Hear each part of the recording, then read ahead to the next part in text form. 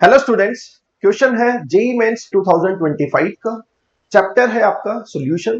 Question में आपको बोला गया है कि 1.24 ग्राम AX2 है जिसका मोलर मास है 124 ग्राम पर मोल is dissolved in 1 kg of water to form a solution with boiling point of 100.0156 degree centigrade. तो ये जो बॉइलिंग पॉइंट है वो सॉल्यूशन का आपको गिवन है।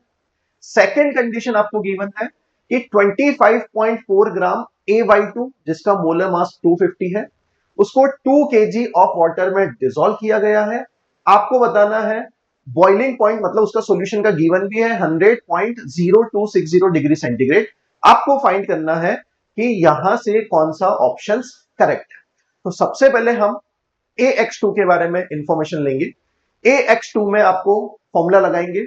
डेल्टा टीबी का फॉर्मूला है एलिवेशन इन बॉइलिंग पॉइंट जो होता है उसका formula I into KB into M, where I equal to होता है बॉन्टॉफ फैक्टर और m होता है आपके पास मोलरिटी। सबसे पहले हम डेल्टा टीबी की वैल्यू को फाइंड करें तो आप ध्यान से देख रहे हैं कि आपको बॉइलिंग पॉइंट सॉल्यूशन का गिवन है। डेल्टा टीबी का फॉर्मूला आपको पता है TB minus T naught B होता है।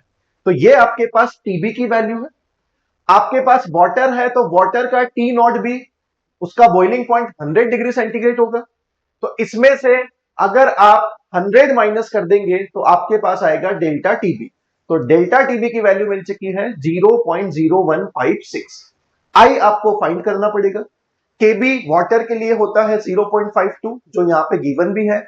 मोलरिटी निकालेंगे, given mass upon molar mass, तो ये मोल्स ऑफ सॉल्यूट हो गया, divided by weight of solvent in KG जो आपको गिवन है 1 kg ऑफ वाटर। क्लियर हो गया। अब यहां से आप सॉल्व करके अगर आई की वैल्यू फाइंड करते हैं तो आई की वैल्यू आपको मिलती है 3, जो आपको बता रहे हैं कि कंप्लीट आयोनाइजेशन हुआ है। कैसे पता लगेगा कंप्लीट आयोनाइजेशन है? अगर आप AX2 को डिसोसिएट करेंगे तो AX2 को डिसोसिएट करने से A पे चार्ज आएगा +2 और आपके पास बनेंगे 2x माइनस। तो आप देख सकते हैं कि AX2 को डिसोसिएट करने से टोटल 3 आयंस प्रोड्यूस हुए हैं। एक A है और 2 X है। 3 आयंस प्रोड्यूस हुए हैं, मतलब I की वैल्यू कितनी होगी 3। तो फिर आप बोल सकते हैं कि यहां पे कंप्लीट आयोनाइजेशन हुआ है। क्लियर हो गया बेटा। उसके बाद हम बात करेंगे AY2 की। फिर से आप फॉर्मूला लगाएंगे delta TB equal to I into KB into M. Delta TB के लिए फॉर्मूला लगेगा TB minus T naught B. Water है तो टी नॉट बी फिर से हो गया 100 डिग्री सेंटीग्रेड और यहां पे टीबी की वैल्यू मतलब बॉइलिंग पॉइंट ऑफ सॉल्यूशन आपको गिवन है 100.0260 डिग्री सेंटीग्रेड। तो आप इस टीबी की वैल्यू से 100 माइनस करेंगे टी नॉट बी तो आपको फिर से मिलेगा डेल्टा टीबी। आई आपको फाइंड करना है, केबी आपको गिवन है, मोलरिटी का formula number of moles of solute divided by molar mass divided by weight of solvent in KG जो आपको गिवन है यहां पर 2। फिर से आप इसको सॉल्व करेंगे तो ये आपको मिलेगा आई की वैल्यू 1। आई की वैल्यू 1 होने का मतलब है कंप्लीट अनआयोनाइजेशन है, बिकॉज अगर ये मॉलिक्यूल आयोनाइज्ड नहीं हो रहा है मतलब आई 1 है, मतलब ये नॉन इलेक्ट्रोलाइट की तरह काम कर रहा है।